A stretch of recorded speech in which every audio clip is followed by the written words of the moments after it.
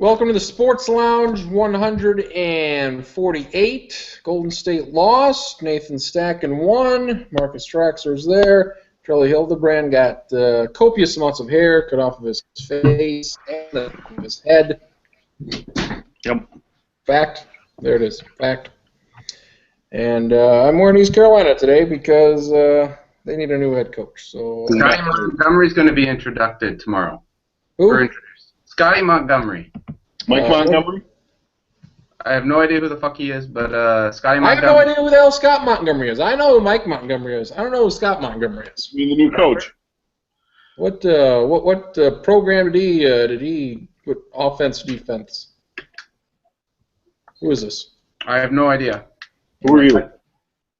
I saw Brad McManahan, whatever his name is. Brett McMurphy, excuse me. Brent McMurphy. Brent McMahon. Yeah, that's right. Scotty Montgomery. We look forward to his good work. Golden State, they lost, 3-4 weeks in saying Golden State, they haven't lost yet, and god damn it, they finally lost last night. 108-95 to the Milwaukee Bucks. The very good Milwaukee Bucks, those of the 10-15 variety, the third worst team in the East. So Golden State's at 24-1. They'd won 28 regular season games in a row. That's the second most of all time. Great run for them. Comes to an end. Trying to have that 7-game road. What the hell do you call it? What do you call that? What do you call it? 7-game road trip? Road trip. Nobody's ever. Apparently, there was like 2-3 years ago. They were 6-0 on a road trip. Lost the 7th game as well. So they've done this a couple times before, and now they have 6 consecutive home games for the next 2.5 weeks against Phoenix, Milwaukee, Utah, Cleveland, and Sacramento. That'd be 5 games. So good chance to win 4, if not sweep all of those. Mr. Stacken, thoughts? 24-1. As good of a streak as I've ever seen. Yeah, and you could you had the sense that it was possibly coming after they lost in they beat Boston in double overtime on Friday night, having to fly again, tired legs. Did Klay Thompson play in this one? Yes, he did. He did. Okay, so maybe he's still kind of getting, maybe the ankle's still bothering him a little bit, but the Bucks haven't given us much of anything to look at this year and say, oh, hey, I mean, they were a cheap pick to do a lot of damage in the East and been relatively disappointing so far this year. So, but I guess from the standpoint that double overtime game, having to play back-to-back, eventually it was just going to catch up with Golden State. But at the end of the day, I think this is just a little bump in the road, and they'll be just fine. They aren't going on a 2, 3, 4-game losing streak because of this. Charlie, do you expect a little bit of a breather here, a little bit of an exhale with Golden State, even though they do have 5 in a row at home and they're hard to beat there? Do you expect a little bit of a letdown of sorts since this streak is done? I don't know if I really expect a letdown. In some ways, I wouldn't be surprised if they came out and were like just as good as they were early in the year, just because they don't have I don't know if it really bothered them or got to them at all, but I would imagine with long streaks, there gets a point where it's like, man, everybody's really gunning for us, and we've got pressure on us. And they don't have to worry about breaking streaks anymore. They can just go back to playing good basketball. And by my quick calculator math, there's 82 games in the season. They've played 25. They're 30% done with the season, and they only have 1 loss. So they're on pace to go 78-4 or 79-3, which I think I think it's safe to assume they will probably finish with more than 4 losses. But I mean, I do not think that their next 25 games will only have 1 loss, but I'd be surprised if they had more than 3 or 4. Mr. Traxler, they were 24-1. Stacken said a couple weeks ago he was out of the gun here. He said, record, boom, give it to me, absolutely. They're on the way here. Where do they got to go? 40, 50-something and 9 the rest of the way, 48-9 the rest of the way to get this thing done. Chances for that record, 72-10. I like them. I like them. I mean, they're going to be. I think they're going to be right there. No word really. If they decide to do like a Spurs thing and shut some guys down, then I don't think they're going to get there. But this is just a really talented team that doesn't have to lean on Curry or Thompson. You know, they're obviously the big load bearers, but they've got so many good guys that can shoot, and so uniquely constructed team that I have a feeling that we're going to see a lot of copycats, but it's hard to copycat the type of team that they have. I mean, they just have so many guys who have a very unique skill set, and to fit them all together is different. But to answer your question, I think they have a great chance. I think they come up, 3 games or less short. So 68 to 71 wins is what I'll say. What do they have? 53 games left or so. 4 games up on the Spurs. Thunder, they're the 3 seed, already 8 up on them, so they're 8 games ahead of the third place team, only 25 games into the season. Spurs Warriors, hoping to see that Western Conference Finals. That would be really good. And I will make this odd point that their streak was made more impressive in my eyes by 10 and 15 Milwaukee being the team that knocked them off, despite the double overtime the night before on the road, back-to-back, all that stuff. That you can have a team that bad thus far this year beat the best team in the league.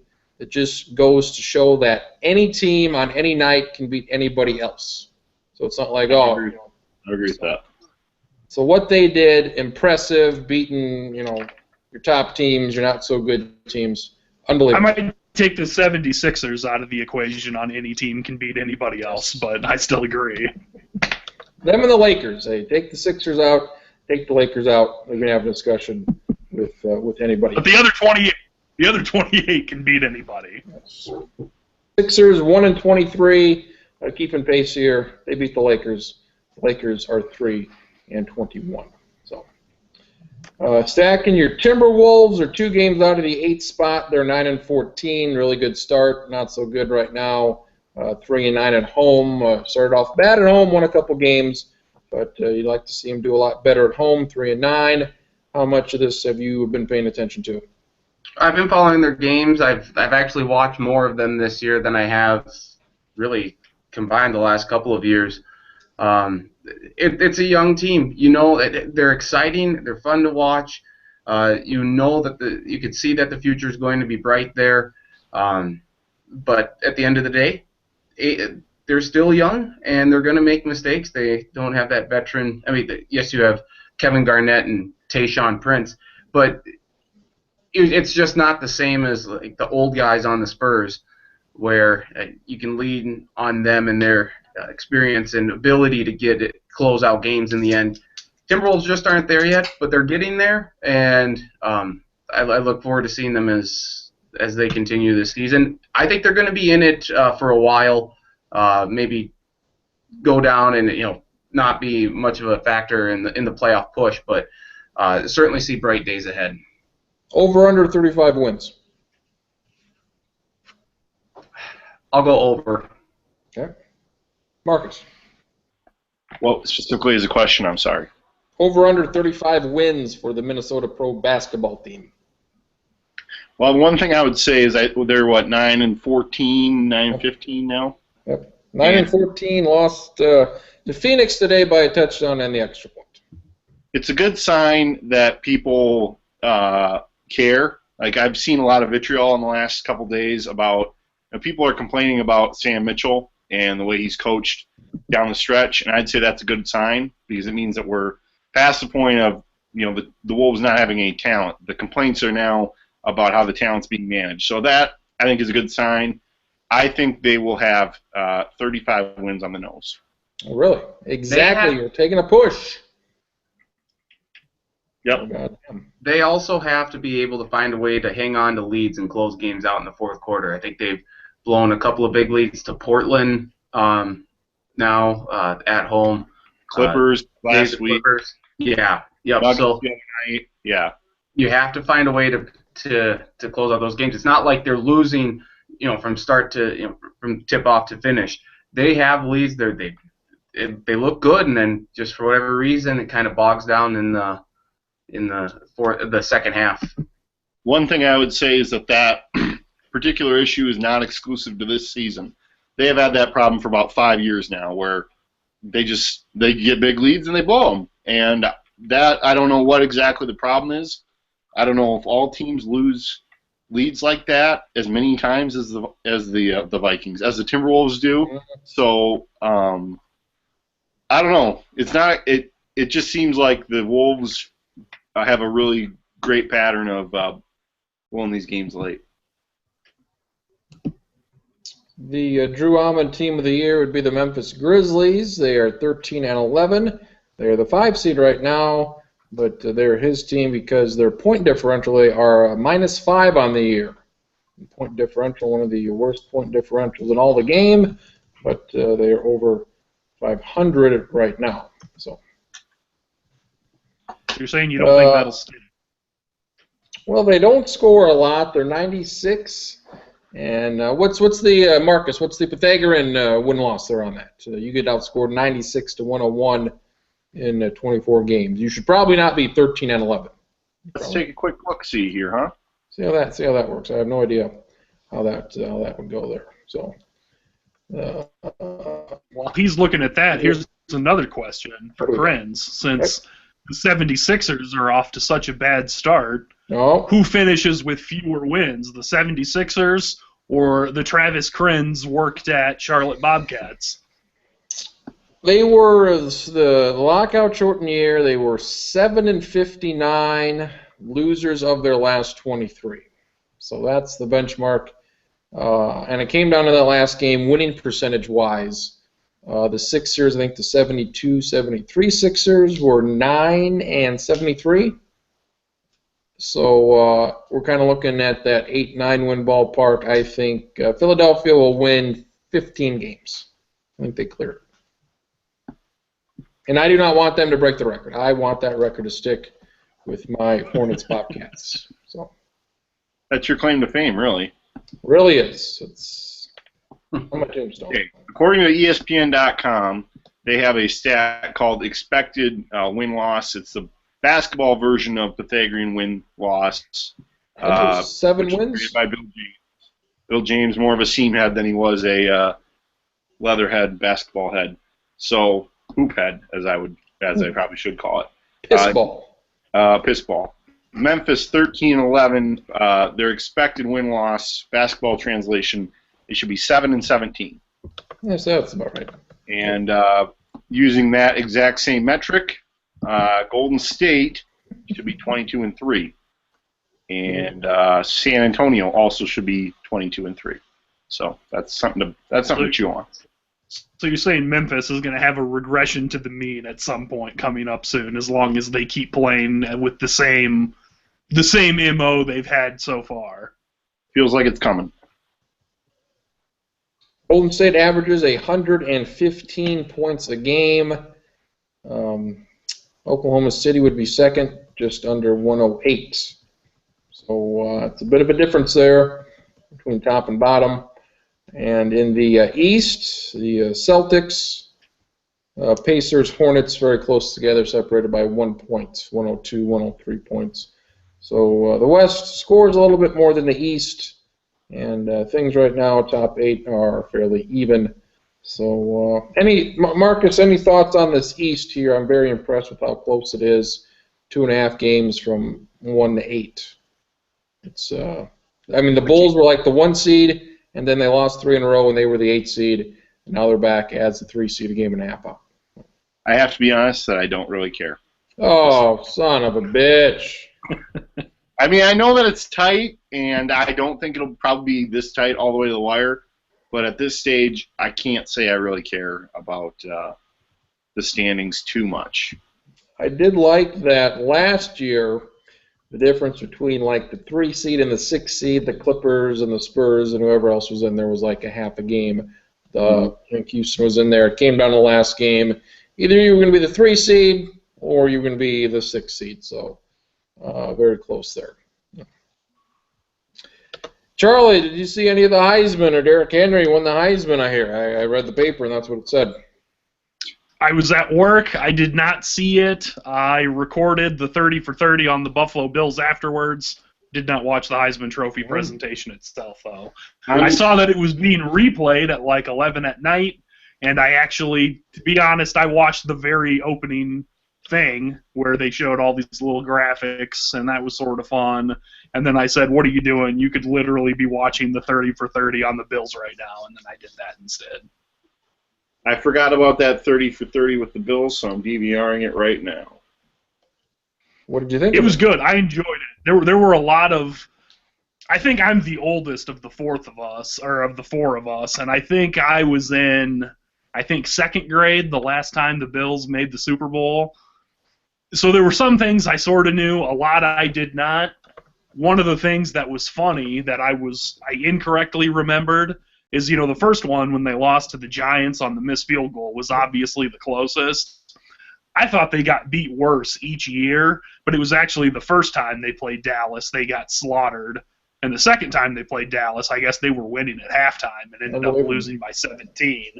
But in my brain, it was the other way around, and I thought it sort of had this interesting thought of, like, they kept making it, but, kind of having diminishing returns each time getting worse and worse and worse. And I don't know, it certainly wasn't like some documentaries, where there's, like, people dying or getting kidnapped or anything like that. So, it was first world problem stuff, but there were a few times it was just like, oh man, I feel bad for those guys. Like you see them walking out after losing the third time, and it's just like, oh no. What do you mean Thurman Thomas didn't get kidnapped? Well, his helmet got kidnapped. Oh yeah. What'd the kicker say? They did talk to him. He kind of was a little emotional at times. You could tell that he really took the brunt of a lot of blame, I guess. And but I mean, he was very even keeled. Like he wished he would have made it. He didn't say anything outside. He basically said what you would expect a kicker that missed a big kick to make, decades later. Chris Berman sounds remarkably calm in this documentary, isn't he? I've heard good things. Heard that it's his best work in years. Huh. My guess is they had to do a lot of retakes and calm him down and say, okay, we're going to have to start force-feeding you drugs to get you to calm down if you don't stop. Considering that Buffalo is near Canada, they probably gave him some of those Canadian aspirin, and that calmed him down. Be. Although Berman wasn't in it very much. Andrea Kramer was not in it a whole bunch, and she was in it way more than Berman was. Tim Russert was in it more than Chris Berman was. How was he? And he's not even living anymore. But he archive footage. He's a big Bills fan. Just old clips? Yeah, just old clips of him. Sure. And then I didn't know he was dead, and they showed him while they were in the Super Bowls, saying and hoping and pleading they'd win. Oh. And then they showed one from an interview in 2008, and he's like, they haven't done it yet, but they're gonna do it. If in my lifetime or in my son's lifetime, the Bills are gonna win the Super Bowl. And I was like, how come it says 2008 in the corner? And then it shows his son talking and talking about how he died. And I was just like, oh man, now I feel kind of bad. And then I thought about me complaining about how, Nebraska can't win conference titles. And it's like, well, they won 3 national titles, so I guess I can't complain about any of that stuff. Stack, and any Heisman Trophy thoughts? We kind of talked about the last couple of weeks. Went the way everybody thought it would. McCaffrey 2, Watson 3. Played out exactly as I feared it would. But I don't have a problem, I guess, with Henry winning it, because as we talked about before as well, Henry was the focal point of the Alabama offense because they didn't have a passing game. Whereas Christian McCaffrey, he did a lot of everything, rushing, receiving, also kick returning. Maybe that took out some of the impact in the minds of the voters. But just I still would have voted McCaffrey after his magnificent performance against USC. I don't know. I doubt the 8 to 10% or whatever of voters who sent in their ballot prior to the conference championship games, if they would have been swayed in any sort of way whatsoever and voted McCaffrey. How big of a difference that would have made? I'm guessing not much. But I don't have a problem with Henry winning it. I just would have personally voted for McCaffrey. Larry had mentioned that usually Deshaun Watson, #1 team in the country, star quarterback. That's the check marks you check off for the Heisman winner. Why did he not win? I don't know.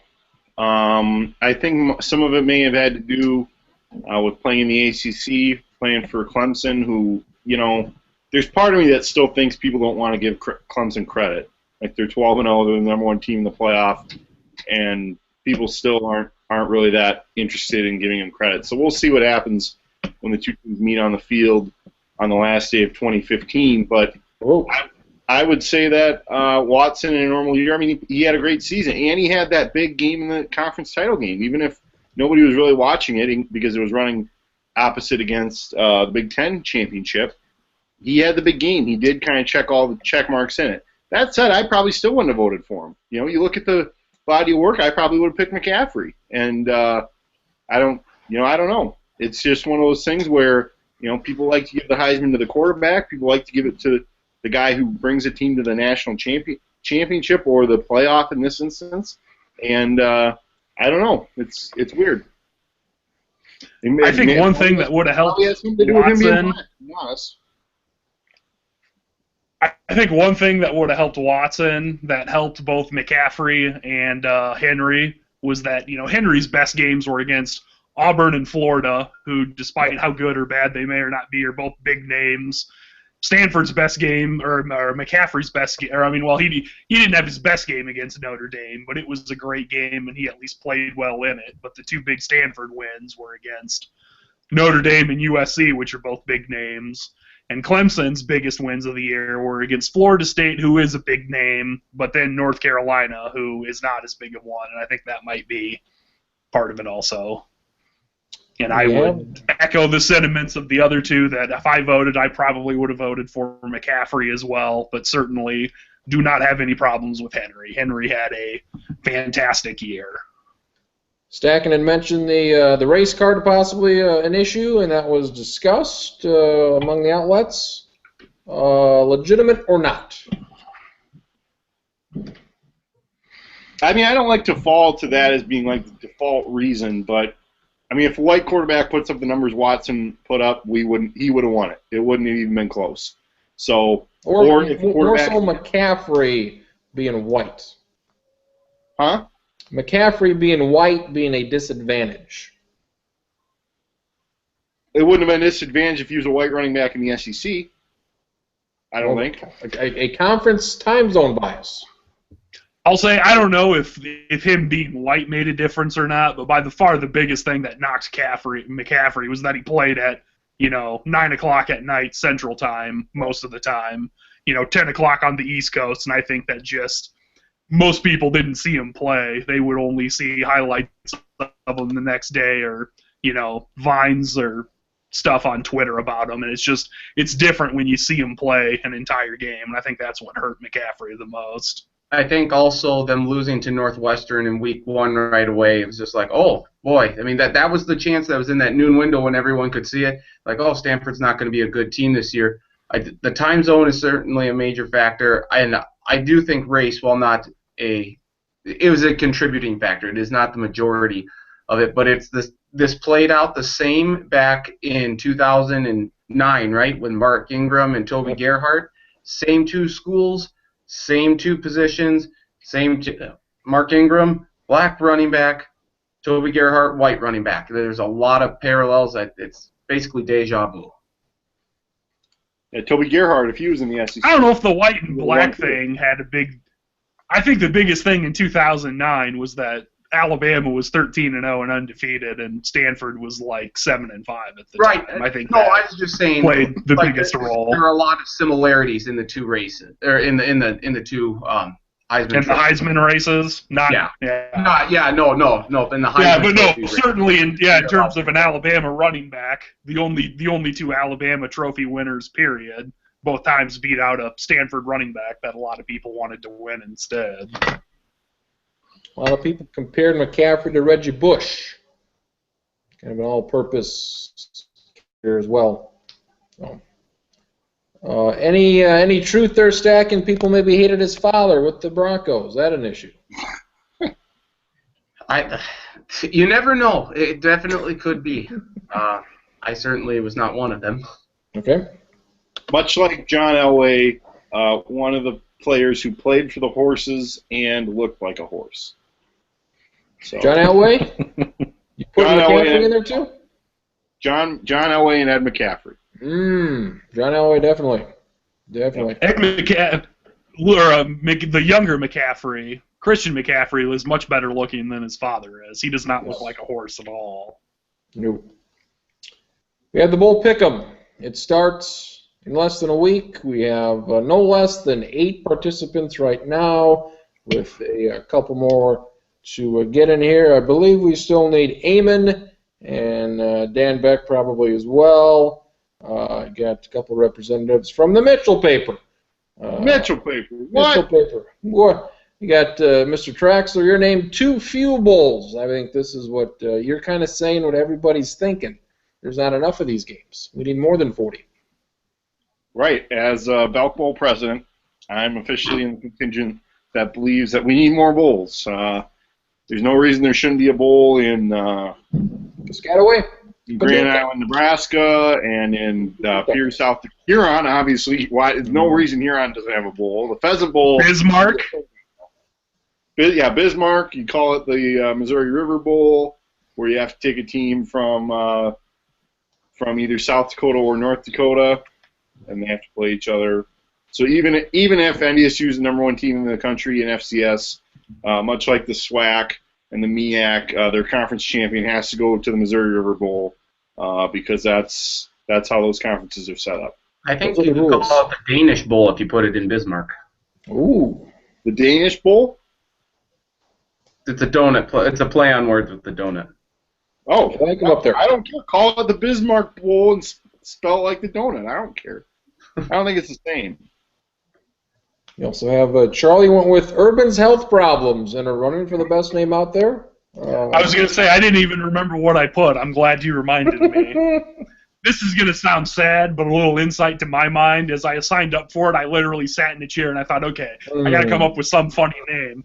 And I sat there for like 5 minutes and was like, I can't think of anything. And then I thought, okay, what's some coach that I'd make fun of? I was like, well, okay, I'll just make fun of Urban Meyer. Don't let his daughters find out about it. They'll tweet at you, say your meaning.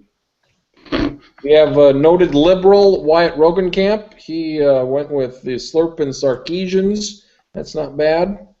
Mr. Schottenkirk went with hashtag Fire Pat Hayden 2016, and names up on there as well. And I went with the old reliable Dave Denham.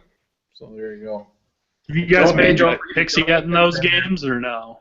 I went through it, made my preliminary picks. I will then reconvene. We'll have a war room session sometime this week and really get down to the brass tacks of the deal. I'm going I to have only made one pick so far. What jeepers. I think I picked Arkansas over Kansas State for the most, and that's all I've done. A good idea. I've gone through all of my picks. I don't foresee me changing too many of them. Maybe one here, one there. I think I have Navy for quite a few points. I might be changing that one. But for the most part, I think I have this pretty well set in stone. Can we all agree? Can we set a rule right now that the Care Bowl or the Cure Bowl or whatever the hell it's called, the first bowl game of the year, I think we should all make that 1 point because why the hell do they have the SWAC and the MEAC in there? That's not the Cure Bowl. The Cure Bowl is the one between 5 and 7 San Jose State and 6 and 6 Georgia State. Celebration Bowl. My bad. I don't want to give the Cure Bowl a bad name. The Celebration Bowl between Alcorn State and it's the de facto FCS black school title national champion. Why is this even a bowl game? Because the SWAC and the MEAC, they don't participate in the FCS playoffs because they think their own stuff's more important. So you have. I'm pretty sure the MEAC does participate because I think Bethune-Cookman made it this year. So I don't know if North Carolina A&T is your second best team because the SWAC sent their conference champion. They have a strict policy. Our champion does not go to the playoff. But the MEAC, I think, does have a participant every year. And Let me check it out here. I believe you're right. No. Why doesn't the SWAC send a team to the playoffs? Costs too much money. Too much money. It's dumb. And they're always 10-1 and be on the road because they're awful. SWAC's I have a strategy. It's not one I will sit down. One thing I know what it is. I know what it is. What is it? You just pick all the white quarterbacks. Oh God. Oh boy. Get the sign out. I usually do look at Phil Steele's confidence picks, and I don't try to copy, but I definitely take them into account. And also, I plan to sit down with the advanced statistics this year, and at least give them a consideration on who I end up picking. Because a lot of these games you look at, I can't draw one or two this year, but a lot of times you look at those games and you just can't figure out how to separate the two. So I feel like if I look at the metrics, at least I'll have an idea. So I was kind of surprised that when I filled them all out that Sunday night last week, and I looked at Adam. I just was on ESPN.com the next day, and Adam Rittenberg or someone ranked. He's like, these are who's gonna win, and I don't know if he's an expert in this or not. But I only had 3 games of a different score than him, or like the different team winning. So I was like, okay, that makes me feel a little better about myself, or I'm really going to hate him. So I don't know which one it's going to be. My thought process in general, what I was going to do was pick the games I felt like I had some sort of read on, and the ones I didn't know, I was just going to look up the Las Vegas point spread, and if someone was favored by 5 or 6 points or more, I was just going to take the team favored by 5 or 6 points or more. Which is what I ended up doing when we were doing those the Schottenkirk golf draft thing. The first time I just tried to draft good golfers and I did horribly. And the second time I just found a Las Vegas odds thing and just went through and drafted the ones with the best odds who was available and did much better. So I might try the Las Vegas way. Connecticut versus Washington, Connecticut versus Marshall is the game, and Nevada, Colorado State. I mean, those two teams are in the same goddamn conference. How am I supposed to delineate between those two teams? Well, you go with Marshall because I went to high school there, and that's why I'm picking. Not good rationale. And then you pick Colorado State because that's just simple. They played the Gophers tough. I mean, you know firsthand what Colorado State. Yeah, but what if they wear the green and orange uniforms? Then what? I can't pick them. Shit, I mean, I don't know what you're going to do there. Just go with green and orange. Also, Andy Reid lost a lot of weight. They just showed him here on TV. Yep. Andy Reid. Good job, Andy Reid. I don't know if you had surgery or if you've been hitting the gym, but nice job. If you really want to know who's going to win all the bowl games, just wait till like Thursday or Friday when I'm done with my bowl preview thing. Oh, you'll know who's going to win all of them. Oh, the rest of them do, yes.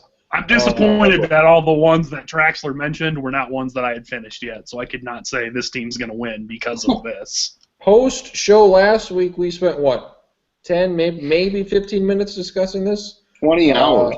Or maybe 3 hours. It's like 2 or 3 hours. Yeah, it was not 10, 15 minutes. I left when you were still talking about... And we were there for You left and we went a long time after Stacken left. We went another like hour and a half beyond. I remember like looking up at the clock, and that at times in the past, Krenz has been like, okay, I got to wake up and go to work early in the morning. Yeah. And I looked at the clock because I can see one over there, and I was like, man, it's 10 after 11. Krenz probably needs to go to bed.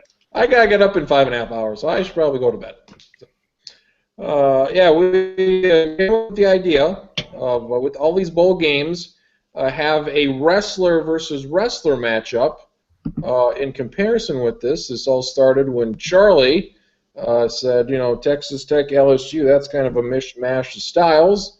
I'm like, yes, it's like Rey Mysterio versus The Big Show. Big little fast guy versus big slow guy. Little fast guy.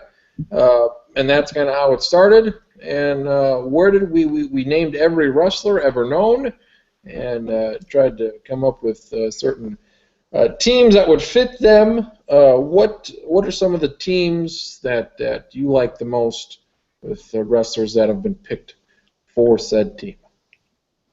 To try to sort of keep Traxler and Stackett engaged, I will only attempt to use the more well-known guys and not pull out some of the smaller ones. But for Notre Dame, Tatanka. Yeah. For Notre Dame, went with Ric Flair because they have both won all sorts of titles. They're very divisive, been around forever. Like A lot that of bravado. one. Yep, lots of bravado. Love them or hate them. There's not much middle ground. For the University of Iowa, I went with Bill Goldberg because they both racked up really long winning streaks that everyone thought, I don't know how much longer this is going to last. They've sure won a lot in a row. Like They that both one. wore black. They both wore black. And I'm trying to remember. For Cal, since Cal's in Berkeley and is known as one of the most liberal, at least of the FBS schools, one of the more liberal ones.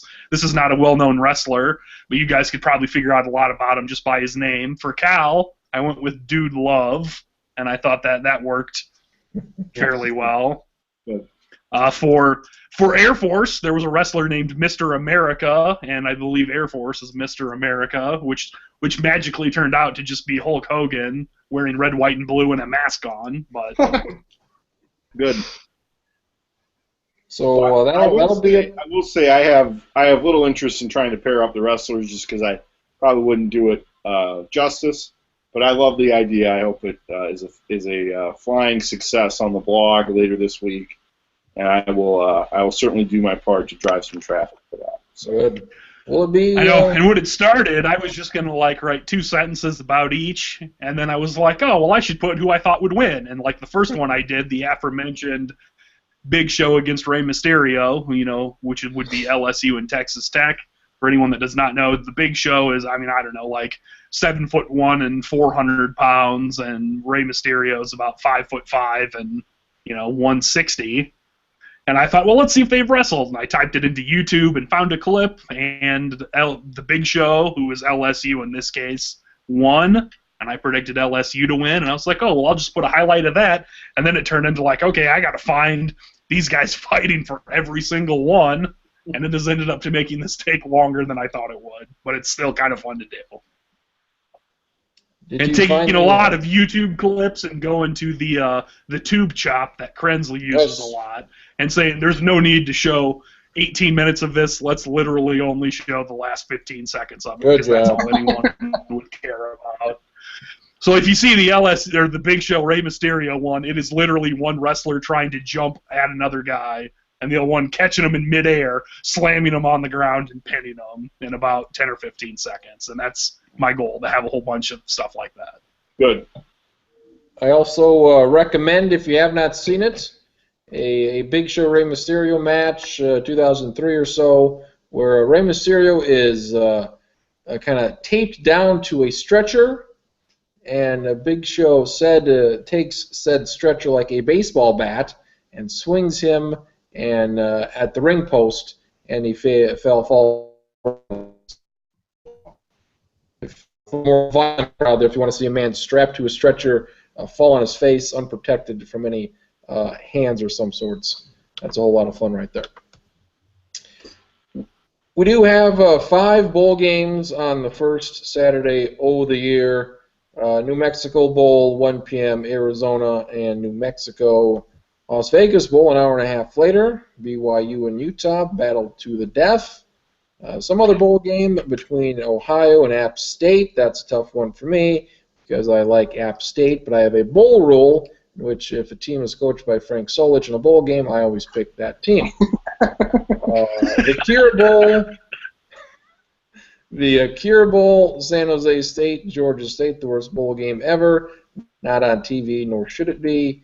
And we cap it off with the granddaddy of them all, the Puke Fest New Orleans Bowl, between Arkansas State and Louisiana Tech. If neither of these 2 teams are fit to compete, do not show up as Drew Lafayette. They are waiting in the back should they be needed. So It's if Louisiana Lafayette's not playing in the bowl, is it even really happening? That's what I.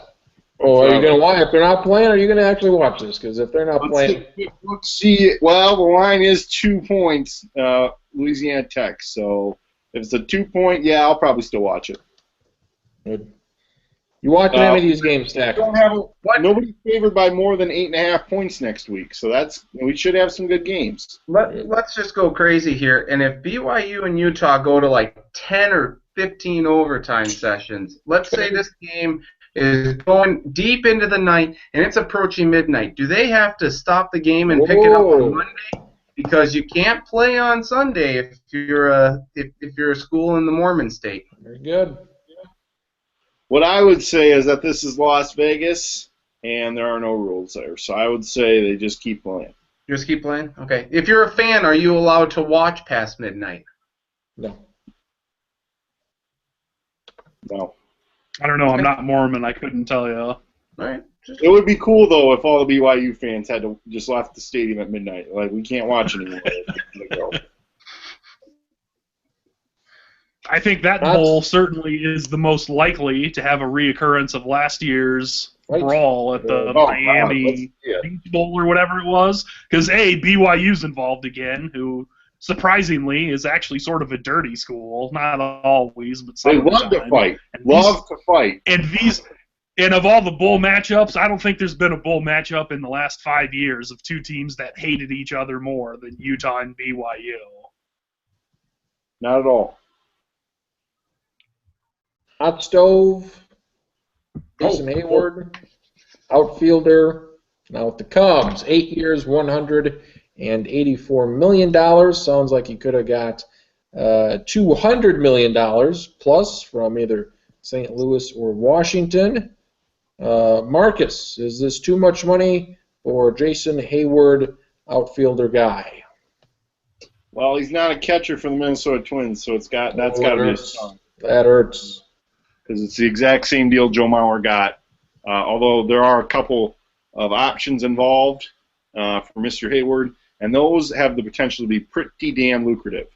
And which I just realized that I think David Price has a couple options too, isn't he? He has a chance to be a free agent again in the mega class of 2018 here in a few years. So that seems to be where some of these players are headed. They want a little bit more leverage.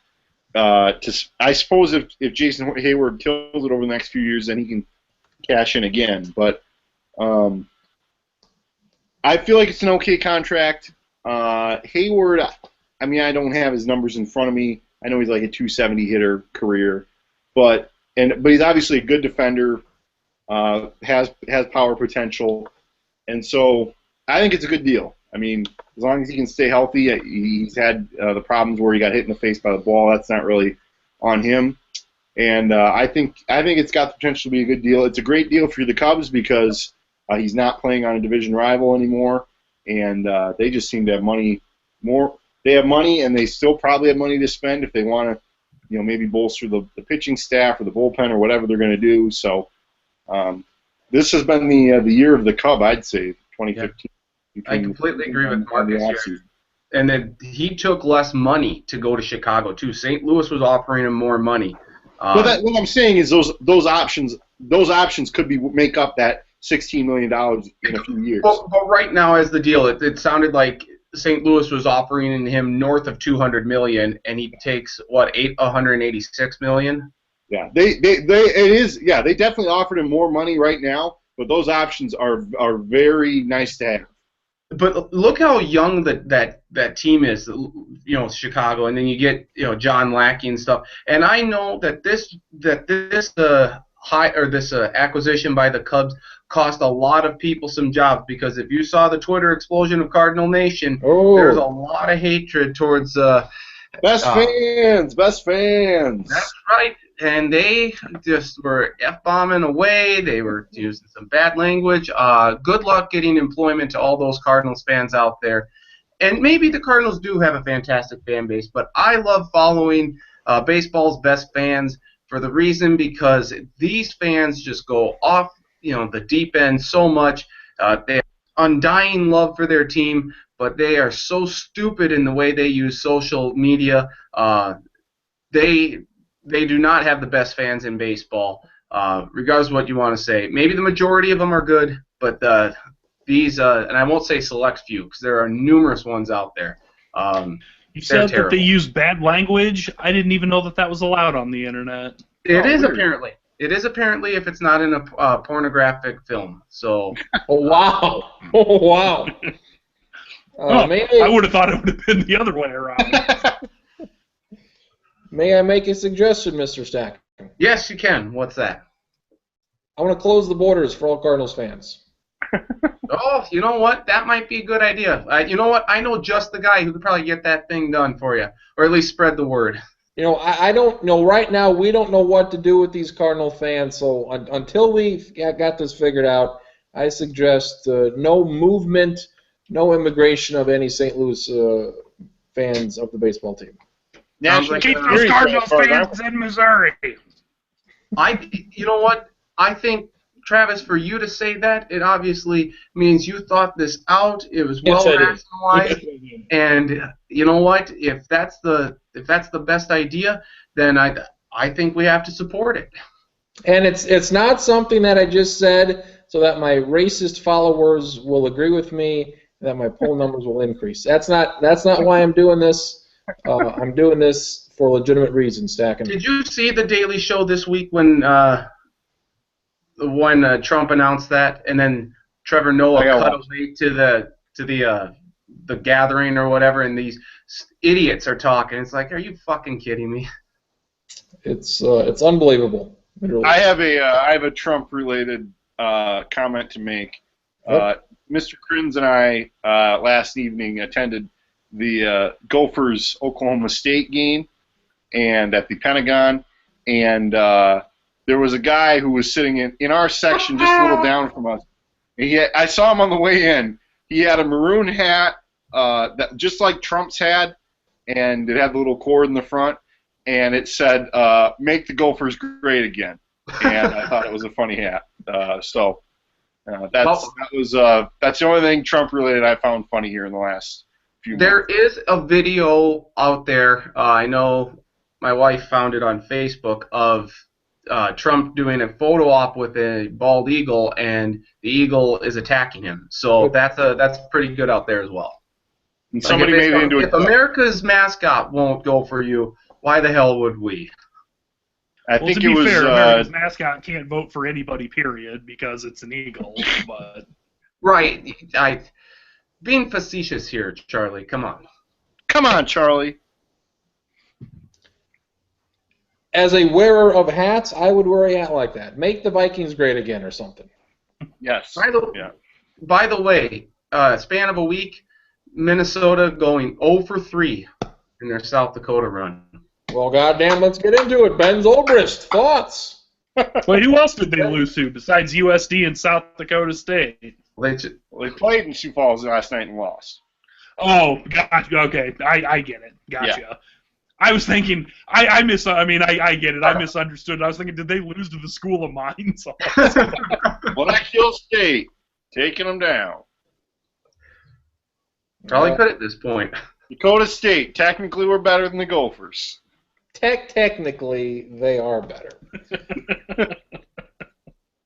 One thing we didn't talk. This is a kind of an old story, but I just want to mention it because I want you to tell the story about the second Giants-Patriots Super Bowl where Kirk lost his mind again. There you go. That's a good one. That's a good story. I want that to be like our Charlie Brown Christmas. Every Super Bowl post-show, you can just tell that story again. Yeah, I'll do that this year. But Dakota State, their very shitty basketball gym a few weeks ago got condemned because they had asbestos in there because it used to be used as like a firing range for the Army. And I thought that was hilarious because Dakota State sucks at everything, and it's just funny. So, and now they're back playing in there, and I didn't see anywhere where they said it was okay. So they very well could just be playing in the asbestos gym again. So, you know what that's called?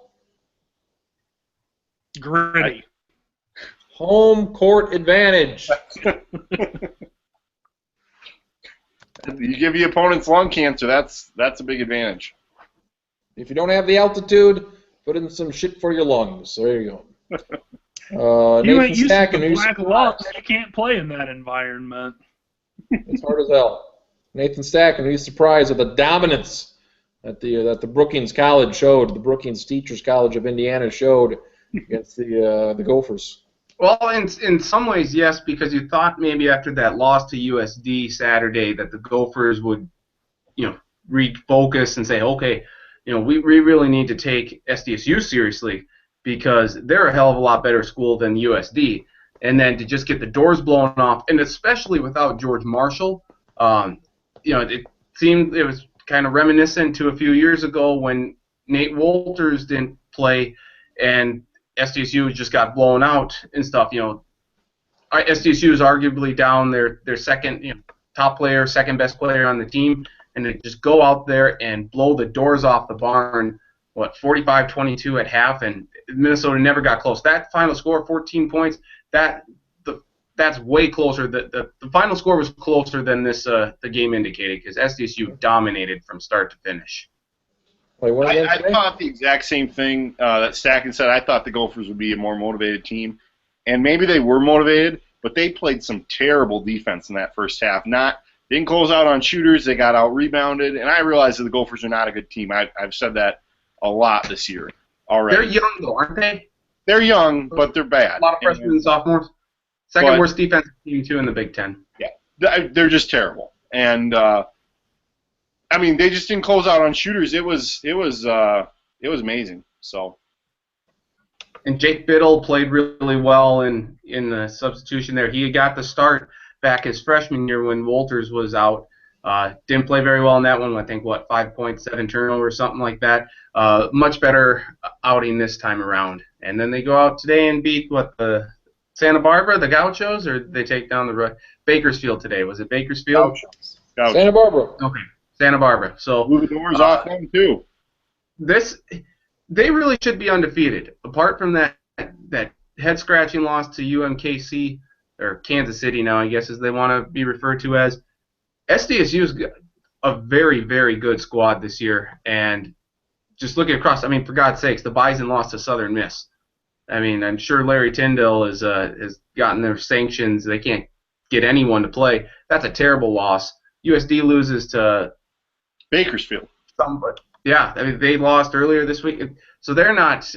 They're inconsistent. SDSU is the heavy favorite to win this league. It's going to be it's going to be the biggest disappointment that I can remember in the last 5 or 6 years if SDSU doesn't win the Summit League. This will be the biggest disappointment since they blew a 10-touchdown lead at Montana.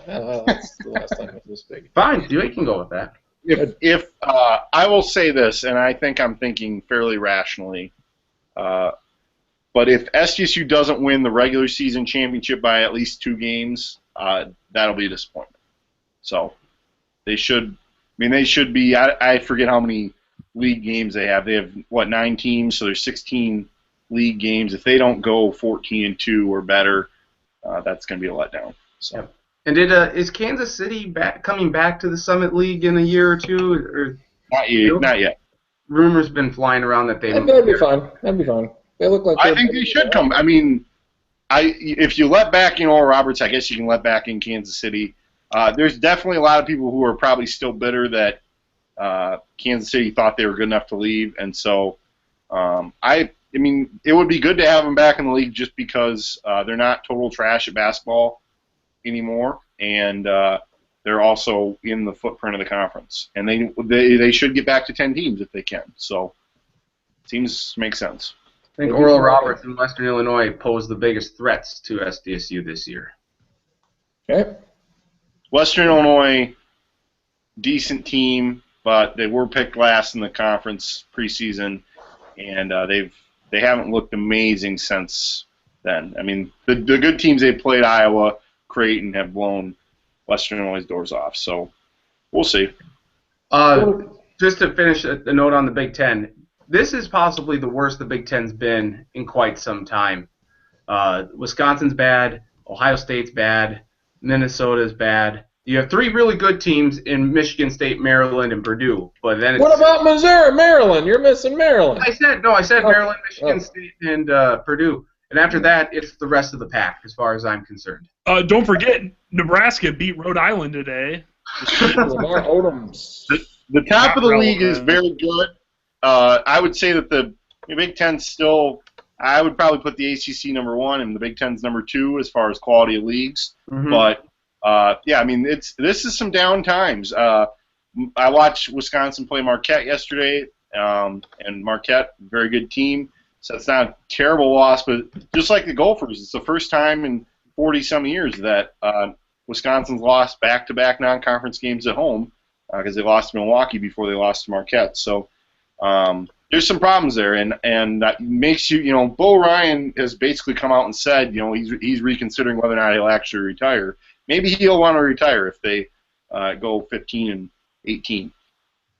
Or maybe it'll make him want to retire faster. Retire now. Pull a Spurrier. Get out of there. Bold prediction. Spurrier seemed more relaxed at the Heisman thing right around the time I quit watching it. He did, he was like, hey, I can just do whatever I want. Certainly possible that Bo Ryan might get some of that sense. Like, I could not recruit, I could not deal with all this stuff, and I could just hang out and be the basketball guy that kind of is that dude that people like to remember. SDSU has 4 non-conference games left. At Texas Tech Wednesday, at Florida Gulf Coast next Saturday, at Weber State, which is a team they played earlier this year at home and won by 17 points. And they finished it up the 27th of December on a Sunday afternoon in Sioux Falls against Middle Tennessee State. I will say, Mr. Stacken, they lose 3 games in a row. Wow. Oh. Bold prediction. You know what? The one that actually scares me the most in that I would say is Florida Gulf Coast.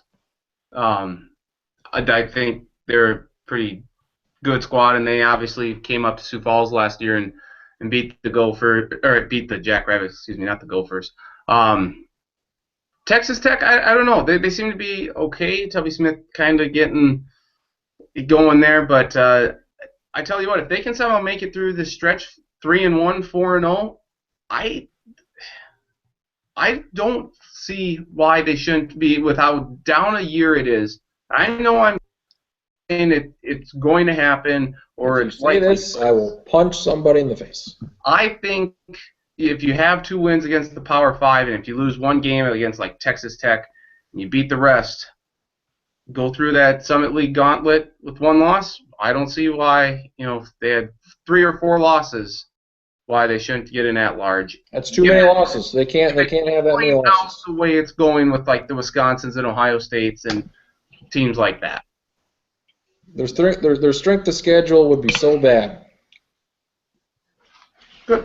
I'm not saying it will happen. These I power think it's five, in the these discussion. power teams that they're playing are not good teams. Yeah. TCU's not good. Minnesota's not good. Texas Tech, the jury's still out, but they're not going to finish in the top half of that league.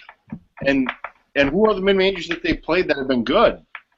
They've got some pretty terrible teams that they've already beaten. That's true. I think it could be Murray State kind of thing that would happen. So they got. Or you can just not worry about it and win the conference tournament, and then you don't have to worry about dealing with any of that stuff. I'm pessimistic, and I know my teams here. So. Get a 12 seed. Get 3 or 4 losses, win the conference, get a 12 seed. Do that. I like it. Take the 12-5 upset every time. Do it. I find it interesting and odd. They start the Summit League at home against Denver on Friday, January 1st. I find that odd they play on New Year's Day. Well, maybe they just seems like a bad idea. Yeah, very odd. Not ideal, I'd say. You went to that basketball game last night, Traxler. You said the Gophers' defense was awful earlier this week, but I thought their defense was pretty good, especially early on. Neither team could shoot at all. 62-60, Oklahoma State wins. They were down by, 7-8 points first half, made a run, were up by as many as 10 points, so almost a 20-point turnaround. Gophers aren't making the tournament. Oklahoma State didn't look very good. Thoughts on that? I had always wanted to see a game between 2 college teams at the Pentagon. So I can cross that off my list. Would definitely go again if it's the right situation, right price and tickets. I definitely paid way too much because I bought them right and they went on sale. But what was frustrating is Minnesota's got a couple good players. The Murphy kid is a freshman and he had a double-double. He played pretty well last night. He's the glimmer of hope, I think, for the future if you're a Gopher fan. Carlos Morris was 3 of 15 shooting last night, and that wasn't his best game. And it was just frustrating because the Gophers played a 2-3 zone in the second half, and Oklahoma State beat it with 8th grade basketball philosophies. They looked to the short corner, and that guy was open, and then he dunked it. So, it's just like I don't know. Pitino, he's not going to get fired this year, but he has till the end. I mean, he has till the middle of next year to sort of change things, get things turned around because he's running out of time here. They're not going to fire him without an AD in there, but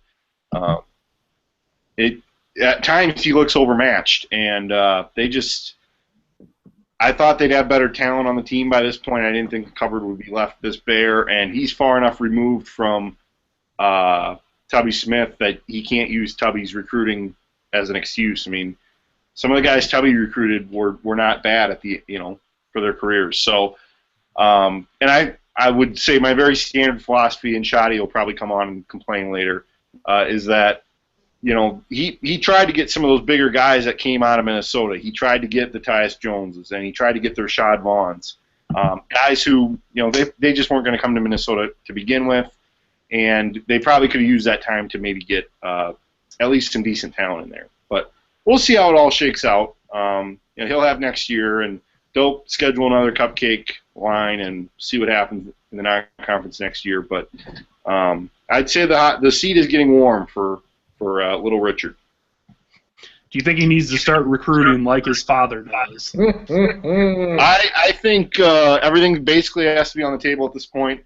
So if that means getting a grad assistant to go out and make some connections with the local female business, and then not know anything about it when you're questioned by both your school, and I don't know if the NCAA is looking into that or not, but if that's what he's got to do, Little Richard's got to get it done.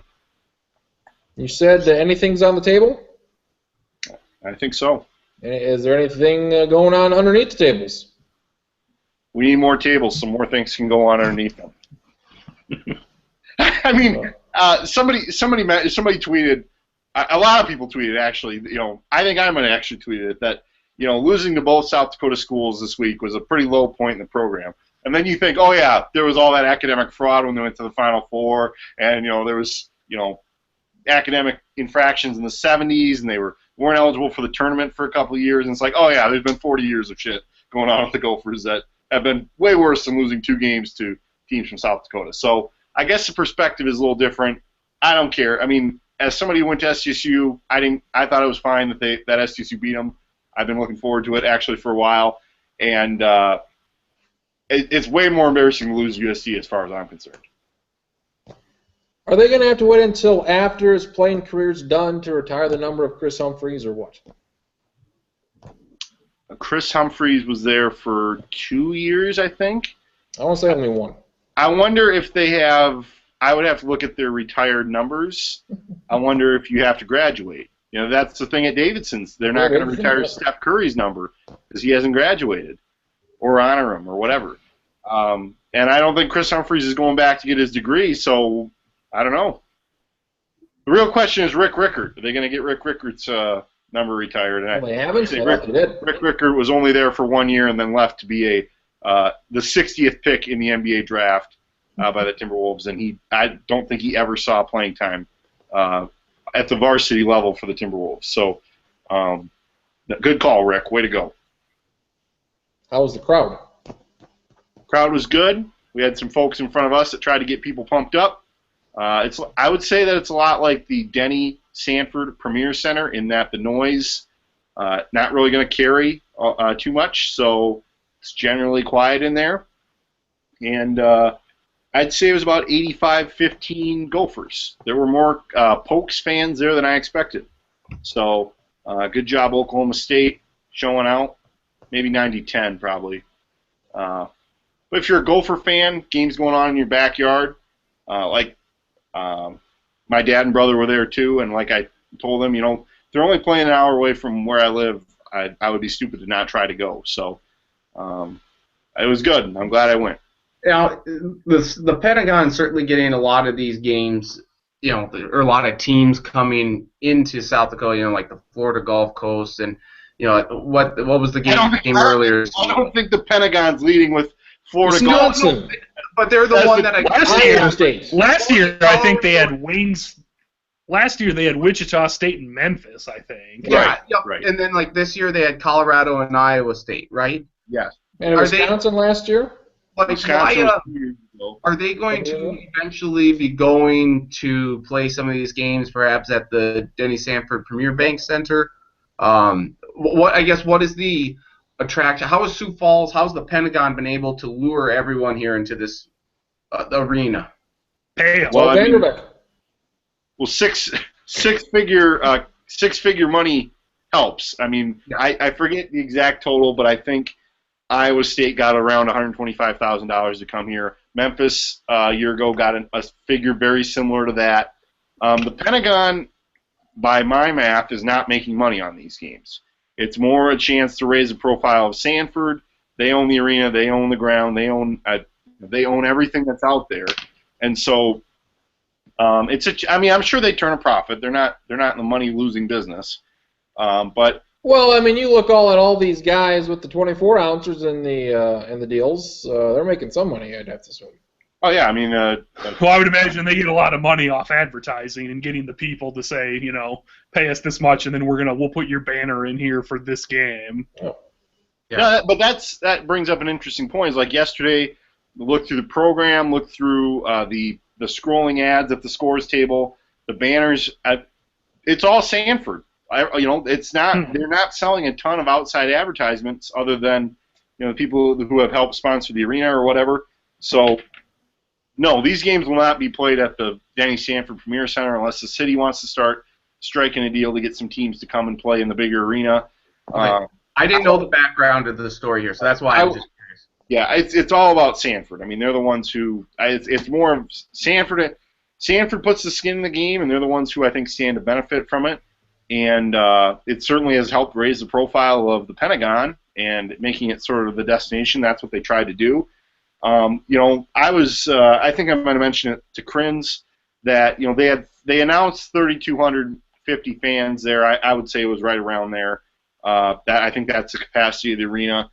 And I don't know how many more fans you could have gotten to go to that game in Sioux Falls. It's not like you're going to fill up the 12,000 seat arena with Minnesota, Oklahoma State, or Wichita State, Memphis, or Iowa State, Colorado. I'm not sure.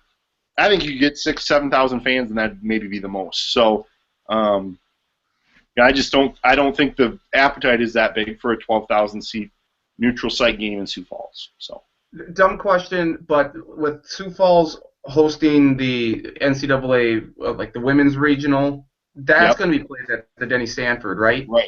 At the Premier Bank Center? Okay. Yep. Figured because you were going to want more fans there, especially for a major tournament. That I think has some real potential. I would hope that they get near 10,000 fans there for that. And I think they would easily. That should be easily done. That's a test run for the big men's tournament. If they do that well, they can pack that place. And maybe the men's tournament looks at Sioux Falls and they can get 10,000 for women. They can probably sell it out for men. If you can get like 3,000 or 4,000 people to go to IUPUI and Western Illinois at noon on a Monday, I think you can get 10,000 easily for 4 better teams, come regional-wise in a bigger tournament. Well, and I mean, who are the draws in the Summer League tournament? SDSU, USD. And if you're 2 games away from the Final Four or a game away from the Final Four, you're going to bring some fans with you. The teams that make it that far have legitimate fan bases. I think I mentioned a couple weeks ago when we did the show that Notre Dame had a lot of fans at Frost Arena, more than I expected. So if they're showing up in Brookings, they'll show up if there's a Final Four on the line if they're in Sioux Falls. So, and I would imagine the same is the case for a lot of teams in this part of the country. So I think that bodes well for that, and I think they've had some decent sales so far. I don't think they've announced how many tickets have been sold, but I think there's been, at least when they went on sale, there was a fair amount of interest. So Can you imagine what the atmosphere would be like if SDSU got there, though? Holy cow. I wonder if they'll even put them in that regional. I mean, I imagine they would. I mean, if you can put UConn in the XL Center in Hartford and all these other schools, like, you want to give a home court advantage. You want it to look good, and it's Well, you probably essentially want to a give home the home court court advantage. advantage to the higher seeded teams, not to the 12 seed. Yeah, I would say if SDSU is a top 4 seed, then maybe, but they're going to be your normal 13 seed. Yeah, So, but I mean, Gonzaga was a host in Spokane a couple years ago, and they were like an 11 seed, and they played in Spokane. So they've done it both ways. I have no idea how it will work out this year. They could put SDSU in that regional. They could put them somewhere else. And but it's been very clear now the last few years that they want to play the first and second rounds in a place where they're going to get big crowds. And so I think they'll probably – I would lean towards them putting SDSU in that region, but I have no idea what they'll end up doing. I think they kind of leave it open for them to do whatever. Another question. You've talked lots of Pentagon and clearly know more about it than I do with some of the stuff, but they've had a few decent men's matchups. I think it's safe to assume they're probably not going to get a Kentucky, North Carolina anytime soon. But what do you think the odds are of getting like something? One of the better ones. Not like a top 10 matchup, but two teams that realistically could flirt with the 20. Maybe if they're not ranked, but just flirt with the top 25. Have a chance to be a 7, 8, 9, 10 seed as an at-large in the tournament. Basically just teams that will still be good, but a little, and not just good, but like bigger names too. Like Wichita State, I think was fairly good last year, but isn't as big of a name. So yeah, I don't know, some above average Big Ten team against an above average SEC team or something. Like usually, like the Wichita State, they're the draw. Wisconsin, when they played, they're the draw. It's like one team is Iowa State above, like Iowa State's here, Colorado's down a bit. So you got that difference of that. So let me just take a quick look at the polls here, if you don't mind. I think like Kansas. I think Kansas is probably the big coup, or like a Creighton, just because those fans are going to show up. And you're not going to have any problem selling out. I think Kansas, if you're going to pick one team that you want in there, it would be Kansas. And so I have no idea when, the director of the Pentagon was on a Sioux Falls radio station earlier this week, and I didn't listen to it, but I heard him mention that they're targeting the Big East and the ACC. They want to get a team from one of those leagues. I don't know if they want them both at the same time, because I don't see that drawing well, but he said that they basically just look at the top 25 and start and go from there. And so just using top 25 now, that's Michigan State, Kansas, North Carolina, Iowa State, Kentucky, Maryland, Oklahoma, Duke, Villanova, Virginia. I would say half those teams you got no prayer at getting. But I mean, if you're going to give them $200,000 to come here, I think that helps your case significantly. And I think Iowa State is probably the best ranked team they've had, because I think they were 7th or 8th when they came earlier this year. And if they got 2 top 25 teams to come next year, that would be a huge accomplishment. So I don't know.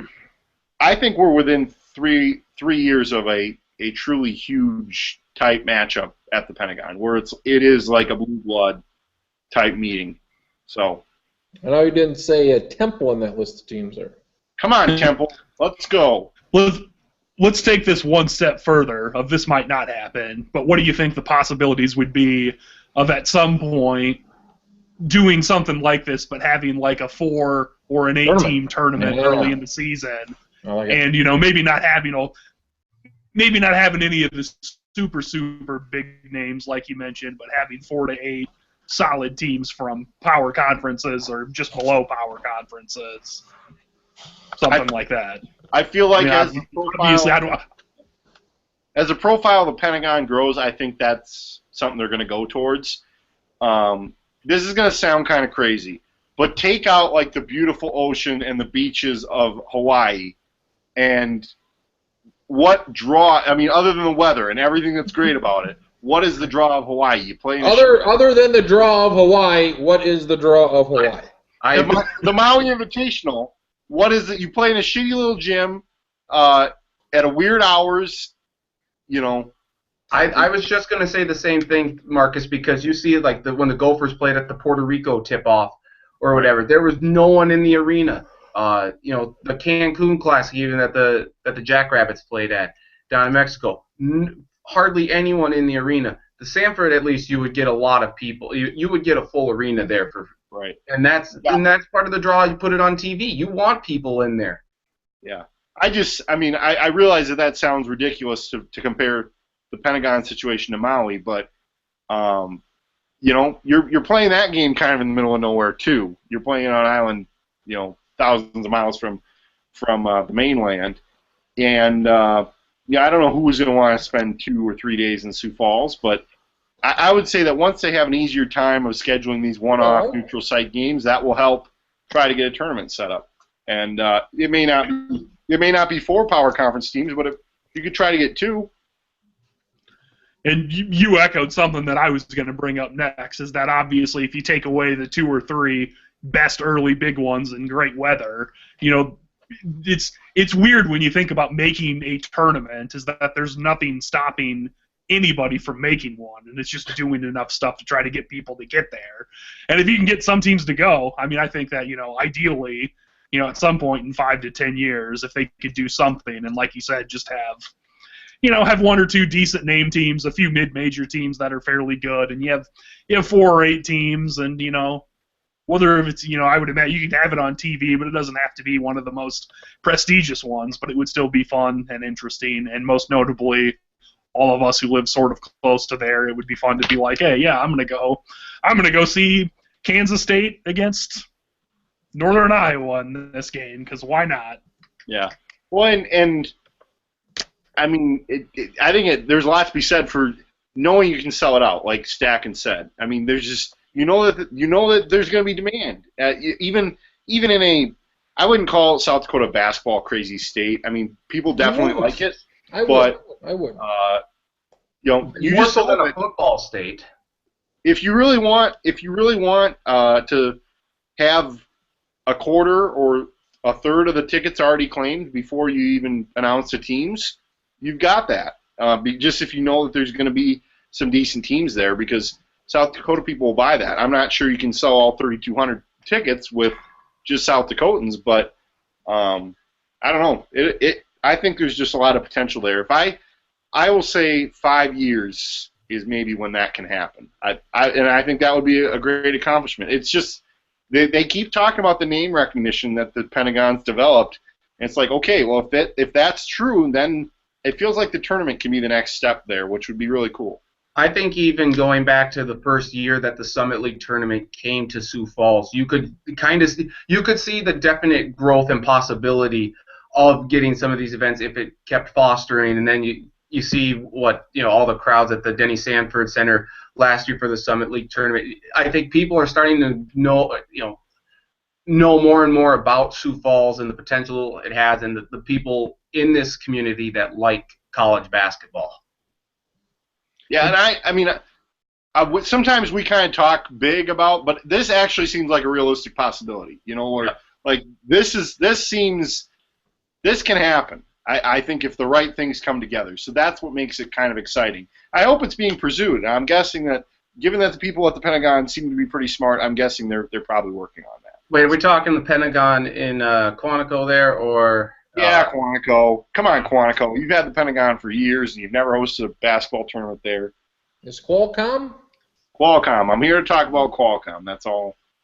I don't know the answer to this, but like for the really big college basketball early season tournaments like the Maui Invitational, do those teams, do they get paid to go there or no? I would assume yes. I would guess that at least their travel is covered to get out to Hawaii or go to the Bahamas.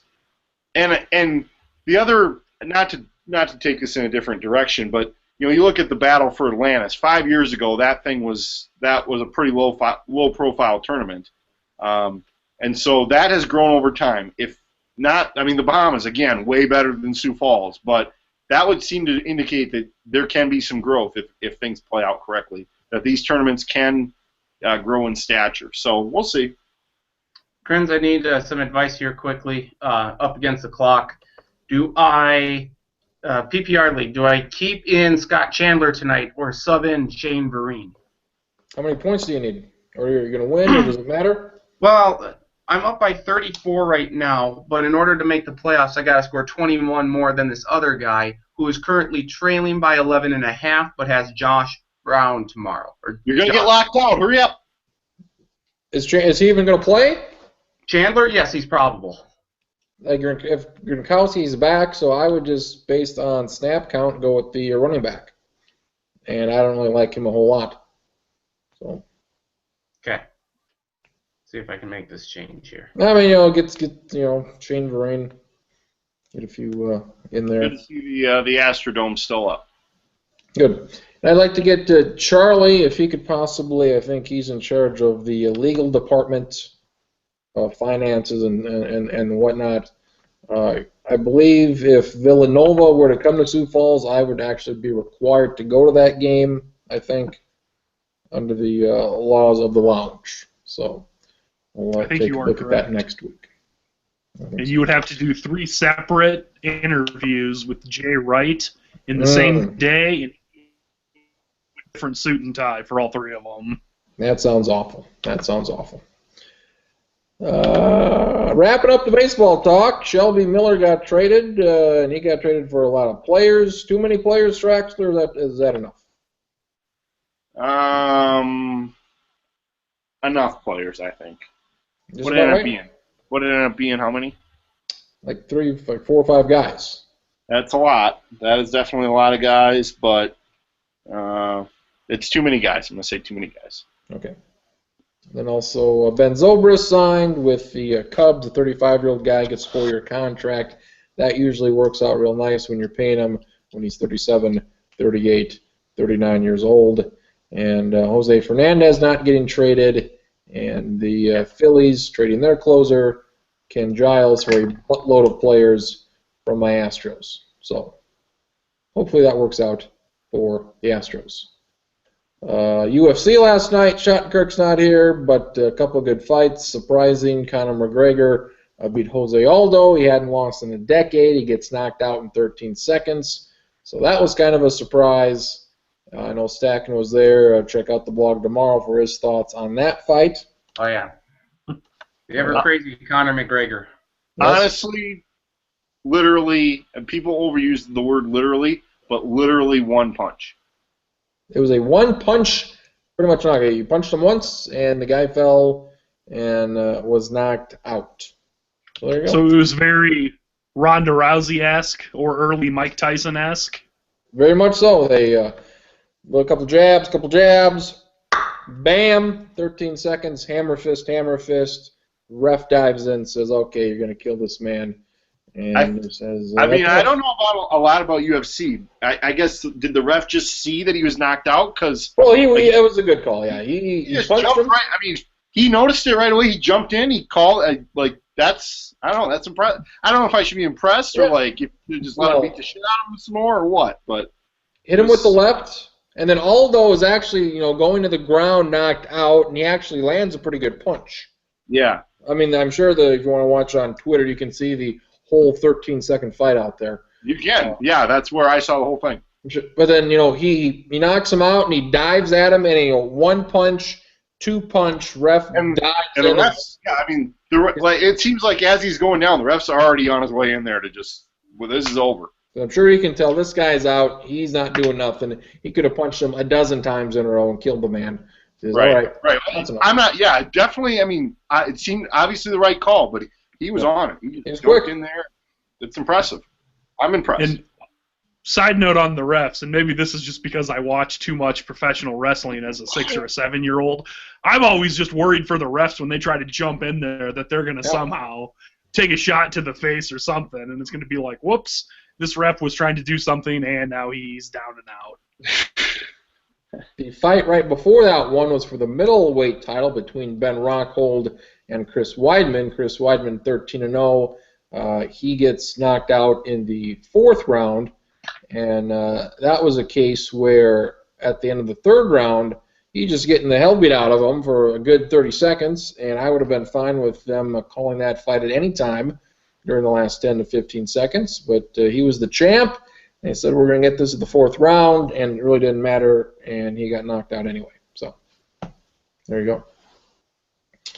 And anything in the NFL happened? Stacking, the redheaded quarterback got hurt. Panthers won again. Vikings lost on Thursday. Don't want to talk about this. Packers looked really good again today, it looks like. Dalton only really broke good. his thumb on his throwing hand. I don't think that's that important. I think you can fight through that, right?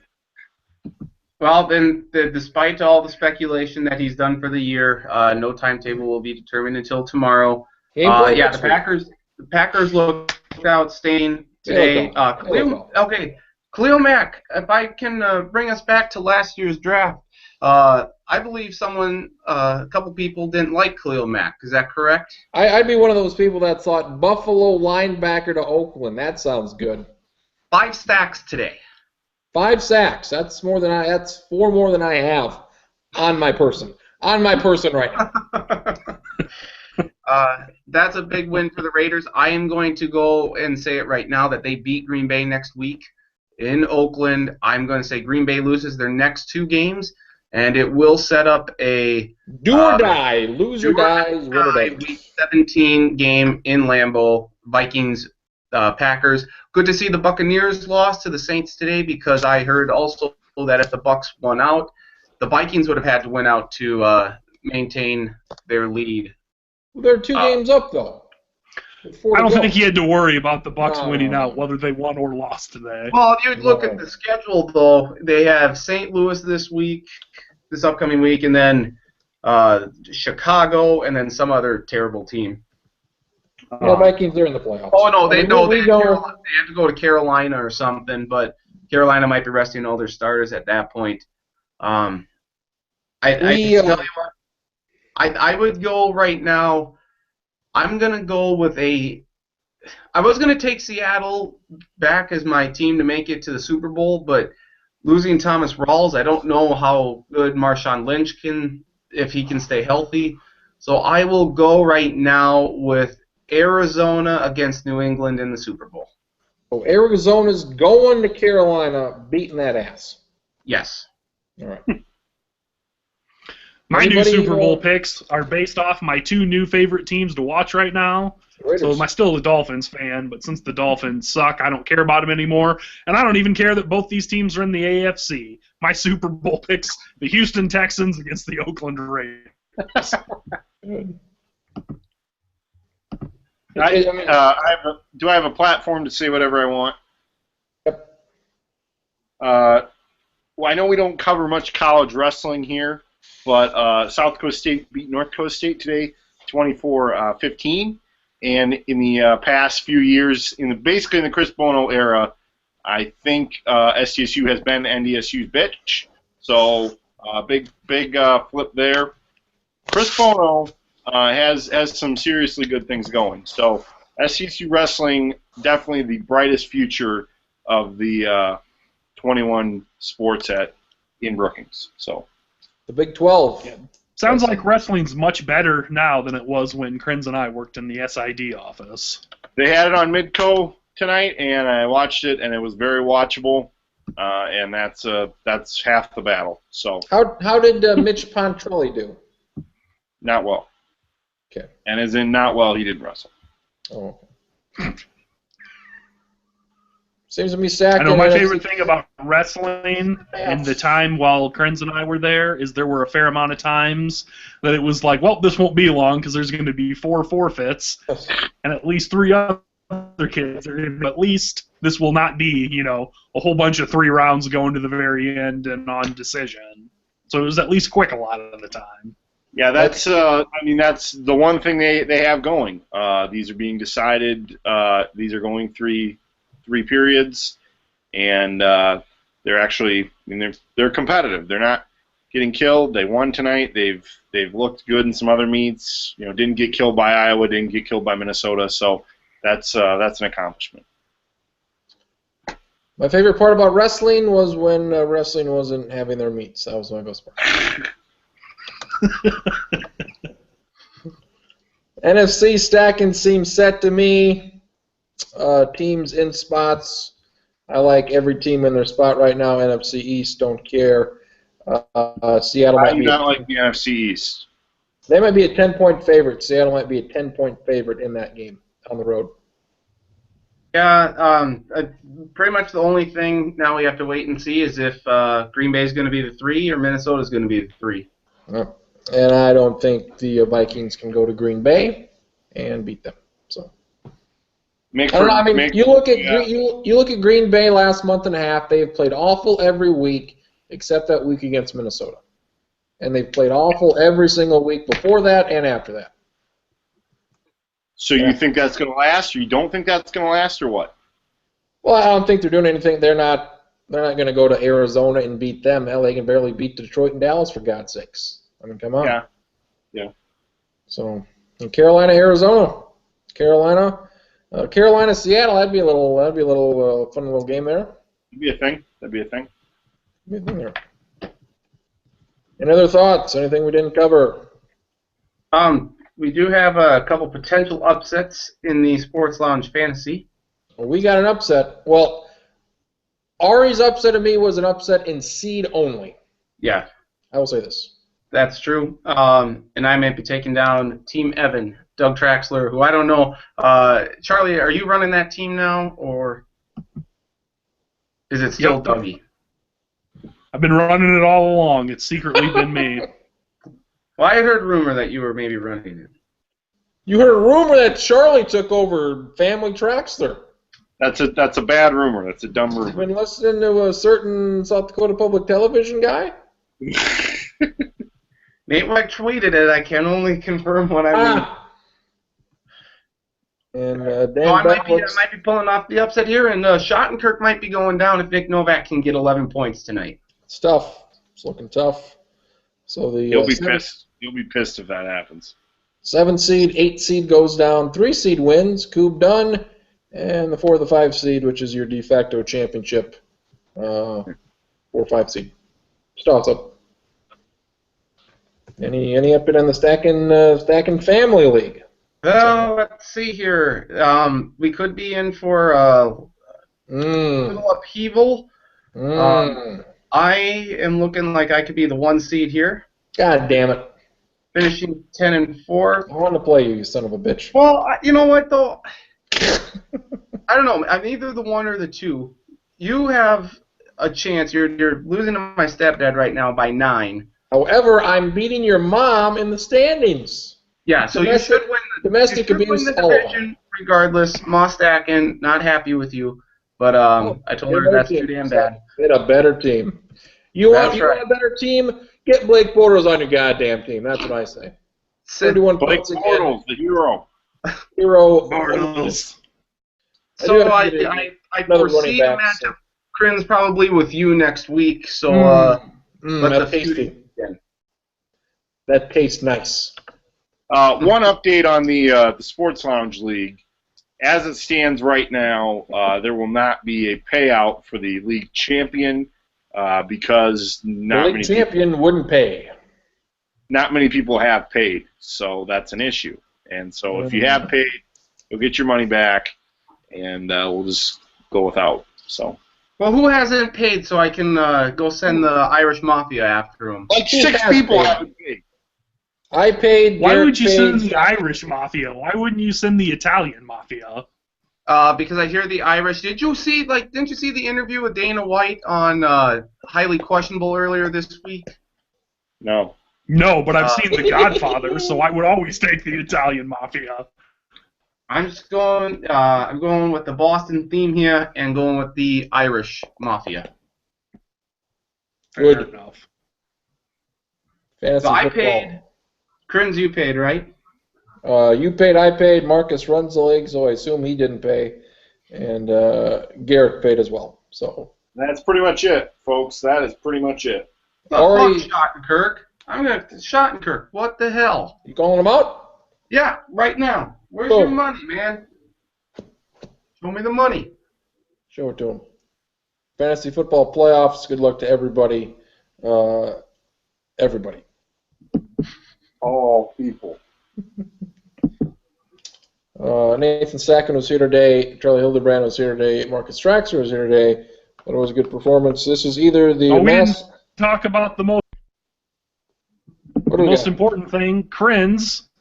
What did you think about Army almost finally beating Navy, but not beating Navy in the game that I'm sure you watched every second of? I But didn't side note, see it. those Navy helmets were pretty sweet. Navy had really nice helmets. I didn't see it, but I heard it was closer than normal. Helmets looked very nice. Army get bent. Navy Peach Bowl, here we come, or something. I'm not sure. So I'm glad that Army played better, but yeah, I mean Army, come on, 14 years, Jesus, can you play better, do apparently better? it was the. I watched most of the game. It's the Oh my most I think God. I've ever watched of one, and the only reason was I didn't have anything going on, and I was killing time before I left for work. And Army turned it over 3 times in the fourth quarter. Definitely could have won. They did not though. Army did what Army football does. My favorite part of the game was in the third quarter. Navy's offense wasn't doing anything, and Army had the lead and the ball, and then the Navy defense was like, yeah, we're not messing around anymore. We're going to start kicking the shit out of Army, and they did, and I liked that part. I would have watched for the helmets, but I didn't. So They were Interesting to note, currently, right now, in the Patriot League standings in men's basketball, Army and Navy lead. They are top 1 and 2. I don't think we've ever said that Army and Navy were good at basketball. I don't hold any sway over Army and Navy, but I would wear those helmets from now on and forevermore. those were good helmets. very good helmets. They're very good helmets. Yes. Yeah, I don't know if you saw what they were or not, but it was like the different position groups had different naval ships, and they were just very, very well done. One thing you need to know about Navy basketball, and I'm pulling it up right now. David Robinson. That's it. No, former terrible Penn State coach Ed DeChellis is the coach at Navy. He sucked at Penn State. I'm going to say he sucks at Navy. Good job, Ed. Way to go. And with that, your final thoughts. Navy head coach sucks at basketball. Marcus Traxler, Nathan Stacken, Charlie Hildebrand, Mark Henry, Travis Krins here. Next week be the Christmas Eve week, the week before Christmas. And we'll talk to you again. We're coming up on 150 stack, and we're halfway to the second 100. Holy hell. Put some pants on for this one. Well, a good thing you said that now because I have no pants on right now. So. No, for Next- 150. 150. I'll do that for 150. Next week, 149. In 2 weeks, 150, and the Christmas show. We'll put our pants on just for you at home, for Ma Stackin, for all the family Stackins, all We 7,000 planned on of them. having You're gonna watch 150 at the Christmas one. We set it up that way. It was very specific. We started this 2 years ago for this specific show, 150. So for all the Stackins, we appreciate you watching and listening to the Sports Lounge.